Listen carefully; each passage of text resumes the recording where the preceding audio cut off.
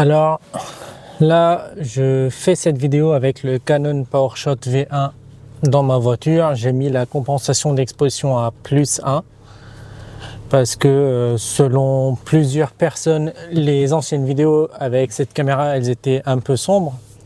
Du coup, j'ai décidé de tester ça. Mais là, je vais partir chercher à manger et puis je vais te parler des nouveautés DJI. Et parce que j'ai reçu durant cette nuit un email de ma source chez DJI, enfin qui travaille pour une marque qui fait des accessoires et d'autres produits pour DJI. Donc ils m'ont donné des dates de sortie des dernières caméras, donc je vais t'en parler de tout ça sur la route. Salut, j'espère que tu vas bien. Je suis Photorabs, un photographe de portrait basé en France et plus spécifiquement à Reims.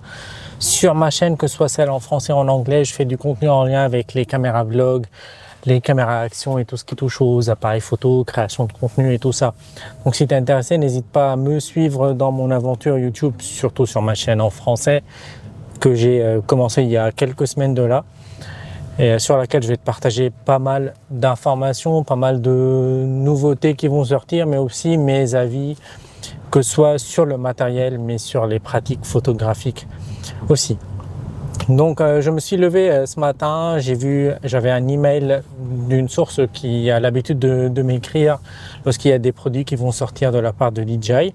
Donc voilà, la date prévue avant pour la sortie de la Action 6, c'était le 10 novembre, donc avant le 10 novembre, mais apparemment DJI, comme ce qu'elle fait récemment, donc les dates sont, enfin ça change tout le temps. Donc les nouvelles dates de sortie, donc ce mercredi 5, on va avoir le DJI Osmo Mobile 8. Donc je vais t'en parler un peu juste après cette petite partie de la vidéo. Le mercredi 12, on va voir le DJI Neo 2. Donc ça, c'est le tout petit drone de DJI, donc qui peut voler d'une façon autonome et tout ça, pour te suivre, pour filmer des rushs, des choses sympas. Et le mercredi 19, on va voir la Osmo Action 6. Donc c'est la toute dernière caméra action de DJI dont tout le monde attend. Normalement, DJI avait l'habitude de sortir ses caméras action autour de fin août, septembre, un truc comme ça. Mais cette année-là, ils ont poussé un peu plus. Donc peut-être il y a de vraies nouveautés dedans. Je ne sais pas trop. Sur ma chaîne en anglais, ce week-end, j'ai publié une vidéo où je t'explique un peu la différence des tailles de capteurs et tout ça. Donc je t'invite à aller la voir. Il y a forcément les sous-titres et puis il y a la transcription en français de la vidéo, donc ça pourrait être intéressant.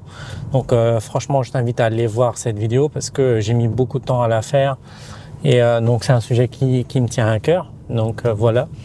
Et à propos du DJI Osmo Mobile, donc ça c'est un gimbal pour des smartphones de la marque DJI. Et ben DJI en février, ils ont sorti le Osmo Mobile 7 et le Osmo Mobile 7P.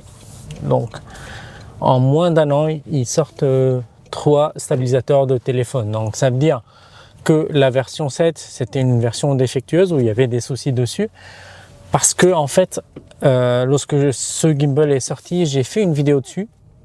Et j'étais énormément critiqué sur ma chaîne en anglais, même si j'ai fait les vidéos aussi en français aussi sur l'autre chaîne. Mais j'étais énormément critiqué par les fanboys de DJI. Parce qu'en fait, j'ai donné mon avis d'une façon très honnête dessus. Et ça n'a pas beaucoup plu aux gens, aux fanboys de DJI. Et donc même DJI, pour me dédommager du problème que j'ai eu, ils m'ont proposé donc un bon de réduc que je peux utiliser sur leur site. Donc c'était intéressant. Hop. Mais bon, donc là maintenant, ils sortent le nouveau gimbal.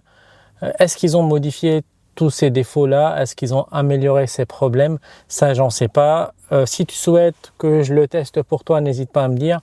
Même si je suis pas trop fan des gimbal smartphone, c'est pas les choses que j'utilise tout le temps. Je les teste de temps en temps et j'en ai énormément, mais c'est pas ce que j'aime utiliser en général.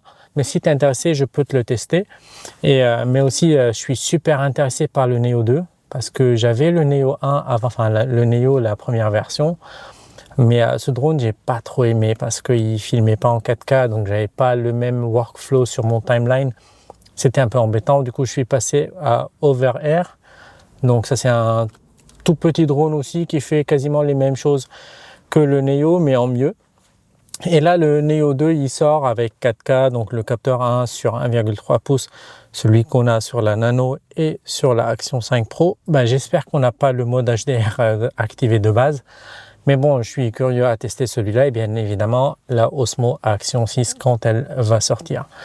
Mais voilà, ça les dernières nouvelles de ces marques. J'ai publié pas mal de vidéos ce week-end sur ma chaîne en anglais et j'ai déjà préparé pas mal d'autres contenus qui vont arriver ce soir et durant cette semaine sur ma chaîne en anglais.